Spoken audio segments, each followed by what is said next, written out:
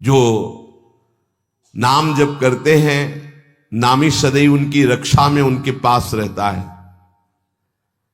इसलिए तुम अपनी धारणा बनाओ, दूसरों की बातें मत सुनो।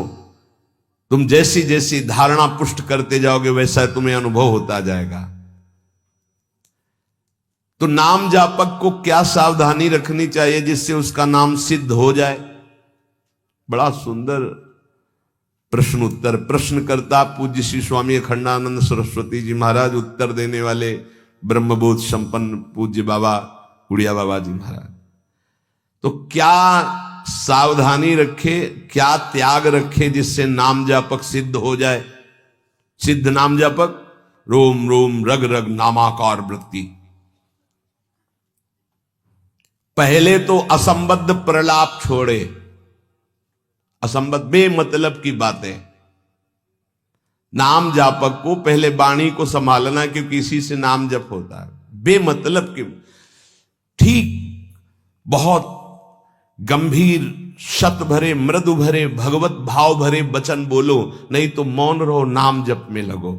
असंबद्ध प्रलाप, व्यर्थ प्रलाप, दूसरों की चुगली निंदा की बातें ये जबान में होती रहेंगी तो नाम जप नहीं चलेगा। नाम जापक ध्यान दिए, नाम सिद्ध करना है, अर्थात निरंतर चलाना है। असंबद्ध प्रलाप, व्यर्थ प्रलाप, दूसरों की चुगली निंदा, क्या अपने को लेना देना? हमको तो सबको भगवत स्वरूप देखना है। किसी की निंदा क्या करनी, किसी की चुगली क्या करना। दूसरा, चोरी, चोरी नहीं, मन और वचन कर्म से भी किसी की चोरी करने की चेष्टा हमारे अंदर नहीं होनी चाहिए। किसी भी तरह होता है मन में, जब प्रलोभन जागृत होता है तो ऐसी चेष्टाएं होने लगती। कदापि नहीं। किसी की कोई वस्तु पड़ी, हमारा अधिकार नहीं, पड़ी रहने दो। बोले हमें मार्ग में मिली, क्यों, तुमने क्यों उठा लिया? वो पुनः मार्ग में लौट के आता, उठा नहीं। बोले कोई उठा ले, तो कोई उठा ले, तुम तो उपासक हो, तुमने क्यों उठा लिया? तुम्हें क्या आवश्यकता है? आवश्यकता होगी हरि तुम्हें देंगे। बोले हरि ने ही तो दी, रास्ते में पड़ी थी। नहीं नहीं, ऐसे नहीं। उपासक को इन बातों पर बहुत ध्यान देना है, वो चोरी मानी जाएगी। आपने क्यों उठाया? आपको चले जाना है, वो पुनः लौट कर आएगा उसको, या जो उठा ले। हमारा कर्तव्य नहीं, हमें न किसी की चोरी करनी है मन से, ना तन से, और ना कोई हमें चेष्टा ऐसी चोरी वाली। हिंसा और व्यभिचार नाम जापक में अगर ये दोष हैं तो बाबा बहुत स्पष्ट कहने वाले महापुरुष, क्योंकि जो ब्रह्मबोध संपन्न भगवत प्राप्त महात्मा होते हैं वो सही औषधि देते हैं। एक बार किसी ने बाबा से पूछा कि बाबा हमारा कल्याण कब होगा? सभा में पूछ, बाबा ने कहा तुम्हारा 7 जन्म में भी कल्याण नहीं होगा। तो उनका ऐसा बाबा क्यों? इसी शब्द का उच्चारण कीजिए, बेविचारी का कल्याण कभी नहीं। बहुत कठोरता से डांटा। अब वो जो देख रहे होंगे वो तभी डांट रहे थे, जैसे अपने पुत्र से प्रियता रखती हुई डांट लगाई जाती है, ऐसे महापुरुष डांटते, अपमान नहीं करते। वो अपमान नहीं, वो सुधार, वो शब्द जाएगा और आग पैदा कर देगा और उसको व्यभिचार से उठा देगा, ऊपर उठा देगा। अब आप नाम भी जप कर रहे हो, माला भी चला रहे हो, आप व्यभिचार भी कर रहे हो, नाम जब सिद्ध होगा, माला जब सिद्ध होगा? नहीं। अपने धर्म के अनुसार चले। कोई भी नशा करने वाले को नाम जब सिद्ध नहीं होता। उपासक के जीवन में कोई नशा नहीं होना चाहिए। हमें लगता है भगवत कृपा है, कोई व्यसन, झूठ नाम जापक को नहीं बोलना चाहिए। अब हाथ में माला है, बात करने में हम झूठ बोल दें तो हमारा नाम जप का मतलब क्या रहा? झूठ क्यों बोलते हैं? क्यों डरते हो? क्यों छुपाव कर रहे हो? किस बात के लिए झूठ बोल रहे हो? झूठ को पाप माना ही नहीं जा रहा। कलयुग का प्रभाव देखिए, वो लिखा हुआ है प्रभाव में कि झूठे ही देना, झूठे ही लेना, झूठे ही भोजन, झूठ चबेना।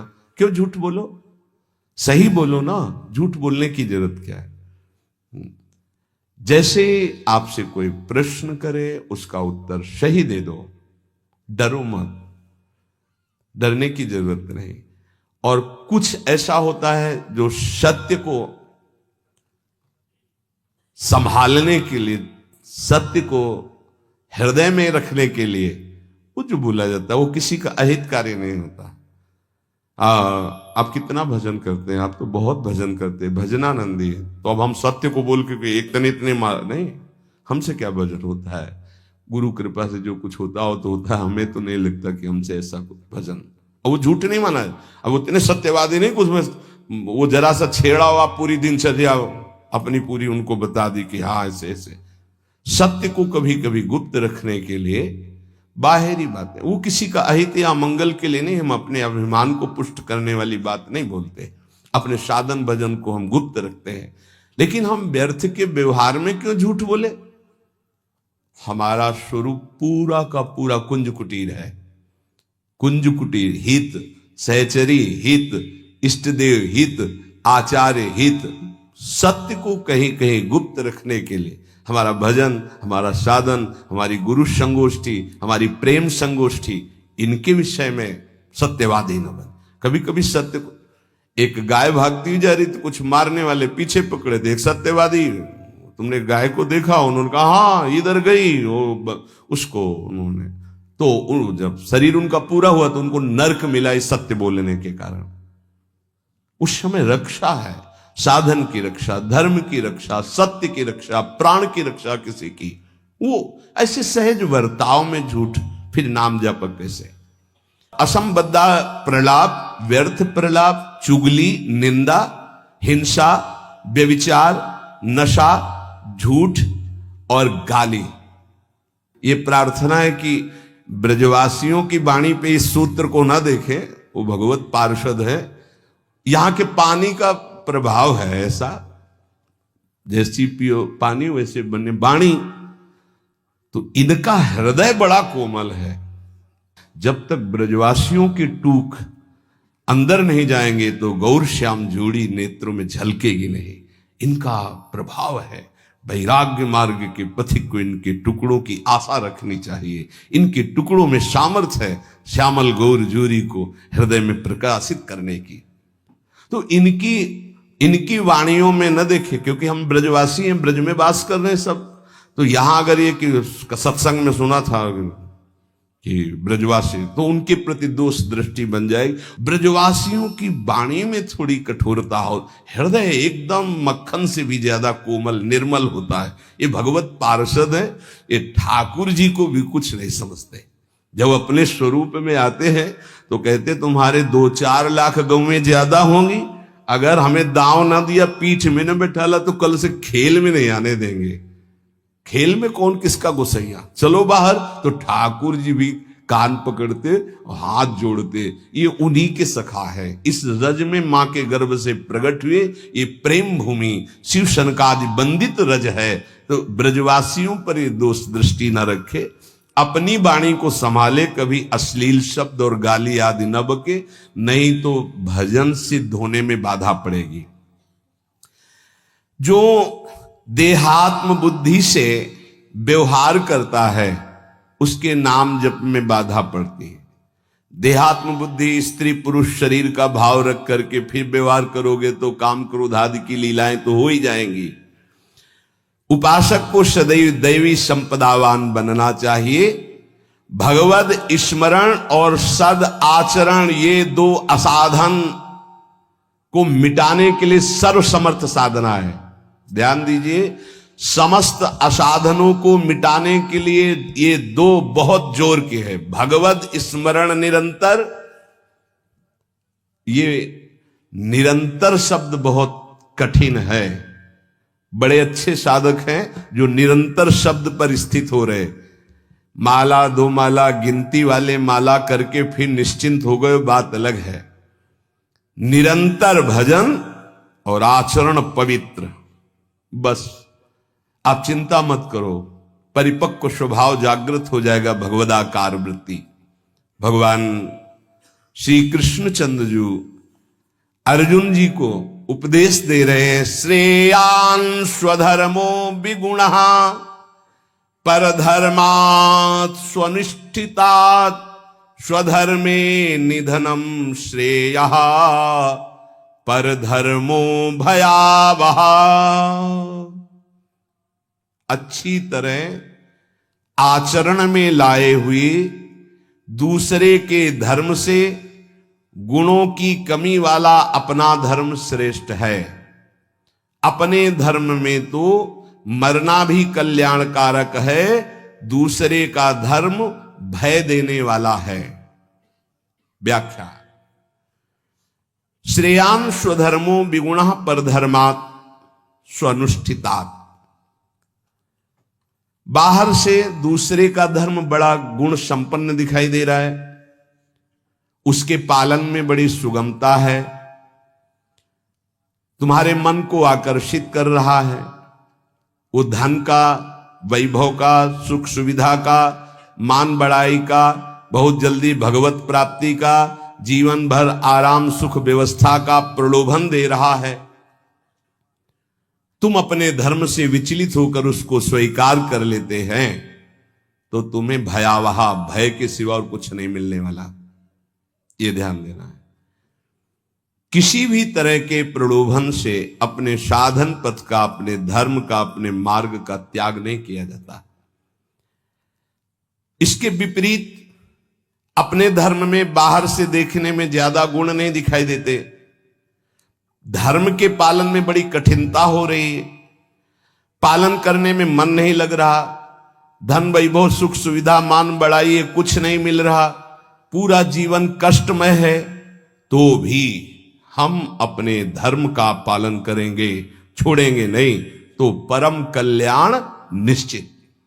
दो बातें बताई। आप अपने धर्म से चल रहे हैं, जो भी आपको गुरु परंपरा से धर्म मिला, इसलिए हम गुरु परंपरा, क्योंकि हम भागवत धर्म को ही प्रधान मानते हैं। शरीर धर्म इसको तो भगवान ही कहते हैं, सर्वधर्मान परित्यज्य मामेकम शरणम व्रज। पर धर्म क्या है? शरीर धर्म। स्वधर्म क्या है? भगवत प्राप्ति कर लेना, स्वरूप में स्थित हो जाना। ये स्व नहीं है, स्वधर्म ये स्व नहीं, ये पर है। पर धर्मो भयावह, इसीलिए तो तुम्हें भय प्राप्त हो रहा है, इसीलिए मृत्यु प्राप्त हो रही। अविनाशी को भय, अविनाशी को मृत्यु, ये पर धर्म है। बाहरी व्याख्या करे तो वर्णाश्रम धर्म को प्रधानता करके, लेकिन उस धर्म का भी फल है कि इसी का त्याग हो जाए और स्व में स्थित हो जाए। अगर उसी में फंसा रहा तो नहीं। हमारा धर्म पालन करने के समय हमें जीवन में कष्ट मिल रहा है, निंदा भी हो रही है, सुख वैभव भी नहीं है, बड़ा परेशानी है, और हम अपने धर्म का पालन कर रहे हैं तो परम कल्याण। दूसरा हमें प्रलोभन दे रहा है, बाहर से देखने में गुण संपन्न और उस धर्म में बड़ी सुगमता है, पालन करने में बड़ा मन लगता है, धन वैभव सुख सुविधा मान बढ़ाई ये सब जीवन भर खूब भोग आराम, हम अपने धर्म का त्याग करके उसे स्वीकार कर लिए तो भयावह परिणाम में भय प्राप्त होगा। कई ऐसे प्रलोभनों में धर्म परिवर्तन कर लेते हैं, कई ऐसे प्रलोभनों में अपने साधन का परिवर्तन कर लेते हैं। नहीं, परिणाम में भयावह, भगवान कह रहे परिणाम मंगलमय नहीं होगा। अपने धर्म के पालन में कठिनता हो, मन भी ना लगे, धन वैभव सुख सुविधा मान बढ़ाई भी ना मिले, जीवन भर कष्ट सहना पड़े, तो भी हम अपने धर्म का त्याग नहीं करेंगे, तो उसका परिणाम होगा परम मंगल, परम सुख। मनुष्य के लिए धर्म का पालन करना ही परम कर्तव्य है। जैसे अर्जुन जी भगवान से कह रहे हैं कि मैं युद्ध नहीं करूंगा, भिक्षा का अन्न पा करके जीवन गुजारा करूंगा। तो अर्जुन जी की छात्र धर्म वृत्ति है और इस समय धर्मयुक्त युद्ध आया है, अब भिक्षा मांगना ये ठीक नहीं, ये पर धर्म हो गया। इस समय स्वधर्म युद्ध है, स्वधर्म का त्याग करके पर धर्म स्वीकार करोगे तो हाथ कुछ नहीं लगेगा, भय। भगवान समझा रहे धर्म या कर्तव्य उसे कहते हैं जो सत्य की तरफ ले जाता है, और सत्य चढ़ाई है। अभी जैसे साधक को वाम मार्ग का प्रलोभन हो तो बड़ा अच्छा लगेगा। कुछ ऐसे वाम मार्ग हैं वैदिक सिद्धांत के विरुद्ध, जिनमें मदिरा पान करना, व्यभिचार करना, ये सब वाम मार्गी। जैसे जब महाप्रभु चैतन्य देव तीर्थ यात्रा में विचरण किए थे तो वाम मार्गियों ने ही कृष्णदास जी को आकर्षण किया। मन को लगता है कि यहां तो कुछ रोकना ही नहीं है, ये नहीं करना, ये नहीं करना, ये नहीं करना, हर कदम पे कठिनता है मार्ग पालन। तो क्या होगा? पतन, नरक की प्राप्ति, और ये परम पद, परम सुख की प्राप्ति। अपने कर्तव्य का पालन, अपने धर्म का पालन करने में उपासक को सुख, आराम, धन संपत्ति, मान बढ़ाई, आदर सत्कार यदि धर्म पालन करने में ही मिलते तो धर्मात्माओं की आज बहुत टोलियां देखने में आती कि ये सब धर्मात्मा चल रहे हैं। स्वधर्म का पालन करने वाला न सुख को देखता है, न मान बढ़ाई को देखता है, न धन संपत्ति को देखता है, स्वधर्म को देखता है। शास्त्राज्ञा धर्म पालन के लिए प्रमाण होती कि तुम्हारा धर्म क्या, उसके लिए शास्त्राज्ञा क्या, उसका पालन करना है। सुख सुविधा, मान बढ़ाई, धन संपत्ति, ये धर्म पालन करने वाले नहीं देखते कि इस धर्म के पालन करने में तो ऐसा ऐसा बड़ी कठिनता है, कोई सुख नहीं मिला। अब हम ये स्वीकार करते हैं और उसमें रुपया पैसा मिल रहा है, सुख सुविधाएं, मनमानी भोग आचरण। भगवान सावधान कर रहे हैं। स्वधर्म पालन, कर्तव्य पालन में भारी से भारी कष्ट उठाया जाता है, तब उसकी आध्यात्मिक उन्नति, भागवतिक उन्नति होती है।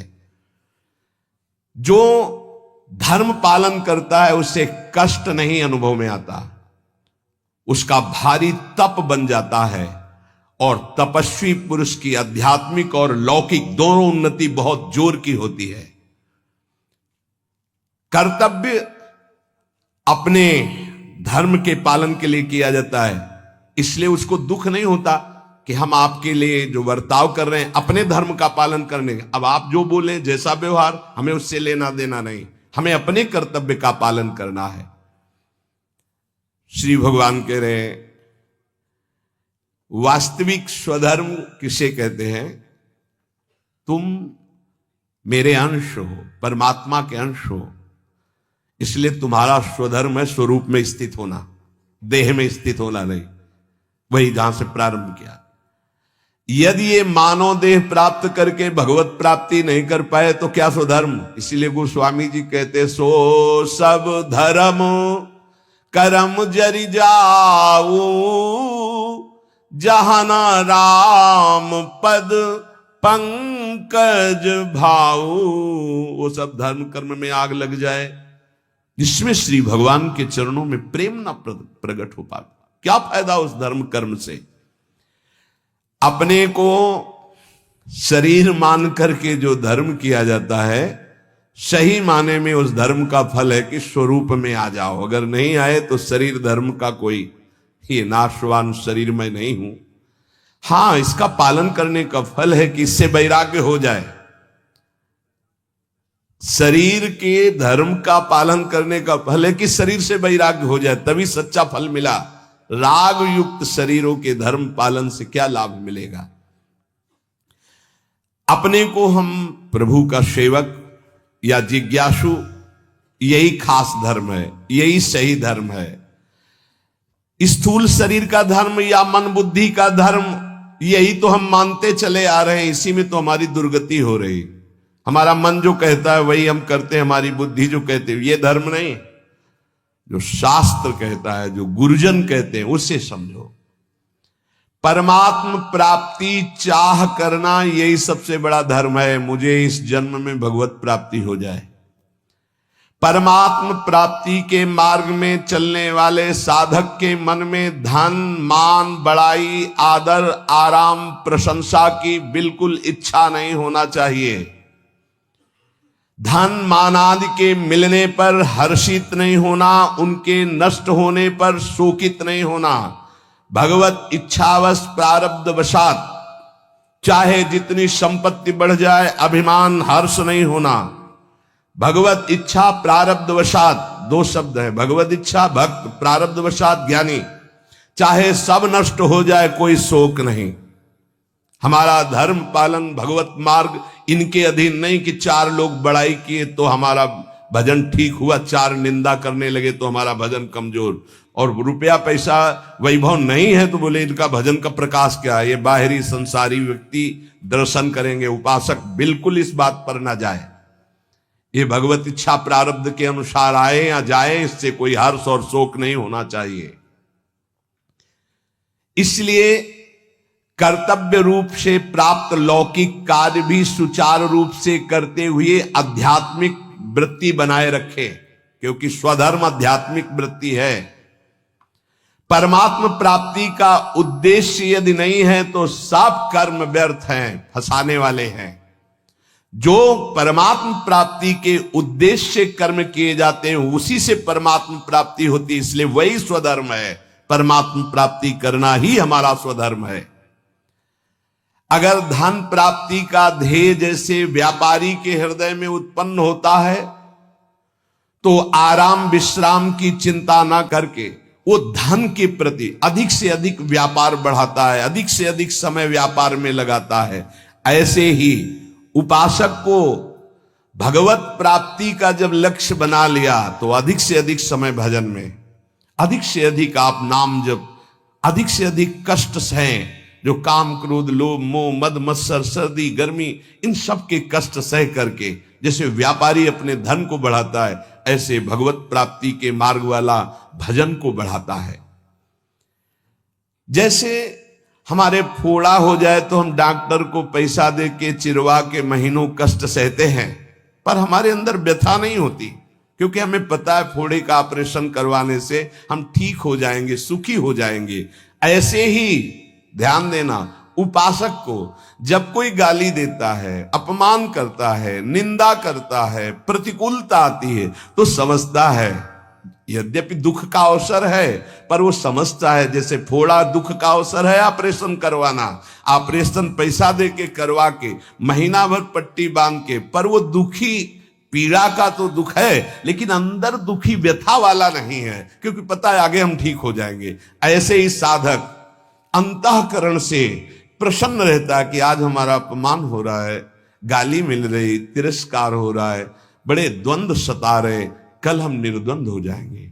भगवान हमको ऐसी सामर्थ्य देंगे, माया का कोई भी दुख हमें छू नहीं सकेगा, हम भगवत प्राप्त महात्मा होंगे, हमें भगवान का साक्षात्कार होगा। इस लाभ के लिए हर कष्ट सहता हुआ प्रसन्नता पूर्वक वो आगे चलता है। ध्यान दीजिए, इसके बिना आप चल नहीं पाएंगे। आपके अंदर जब काम क्रोध लोभ मोह मद मत्सर की इनकी व्यथा होती है तो आपको लगता है कितने दिन सहेंगे, नहीं, कितने दिन नहीं सहना, आगे बहुत परमानंद है, बस कुछ समय की बात है। और ये इसलिए आपको ज्यादा कष्ट दे रहे हैं क्योंकि आप इसका चिंतन कर रहे हैं, कितने दिन सहेंगे। अभी चिंतन छोड़ो, अभी खत्म हो जाएगा, आओ चिंतन प्रभु में लगाओ, अभी आनंद। और एक अंदर अनुभव की बात, जब तक आपके पाप नष्ट नहीं होते बिना किसी कारण आपका हृदय जलेगा भजन करने पर। ध्यान दीजिए, ये छाती की बात, अनुभव की बात कह रहा हूं। बिना किसी कारण के, कोई निंदा नहीं, कोई भय नहीं, कोई अपमान नहीं, आपका बेमतलब हृदय जलेगा नाम जप करने पर, क्योंकि आपके पापों का नाश हो रहा है, आपका अंतःकरण निर्मल हो रहा है। आगे चलकर आप अनुभव कर लेना, जब आप अच्छा भजन करोगे तो आपको खिन्न हो जाएगा मन, खिन्न है, कुछ अच्छा नहीं लग रहा, एक अजीब की उदासी सी है। अगर मन को पूछो क्या चाहिए तो कुछ नहीं बोल, ये अच्छा भजन करने की बात कह रहे, कुछ उसकी मांग नहीं, पर एक उदासी है, एक जलन है, एक खिन्नता है। वही आगे बढ़कर विरह बन जाएगी और वही विरह मिलन का संयोग उपस्थित कर देगा। धैर्य पूर्वक विचलित मत होना। इस मार्ग के साधक को कुछ समय तक ये जलन बर्दाश्त करनी, बड़ी धूप है, आगे बहुत शीतल छाया है, इस धूप को दौड़ के पार कर लो।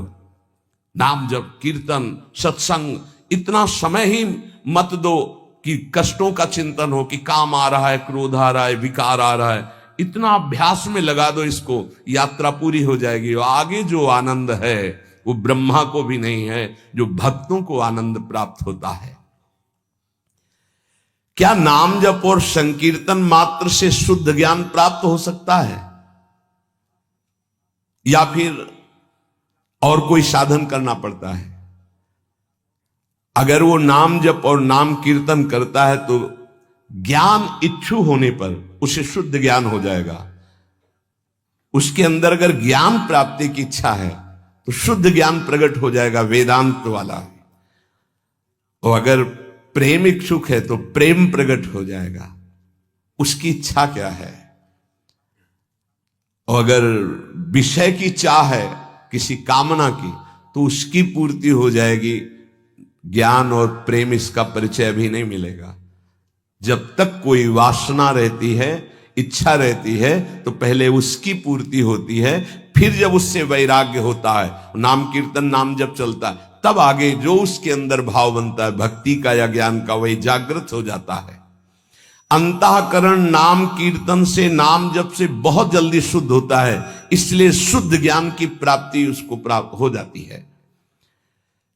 अगर ज्ञान इच्छु है तो भाव उसके अंदर नहीं बन पाएगा।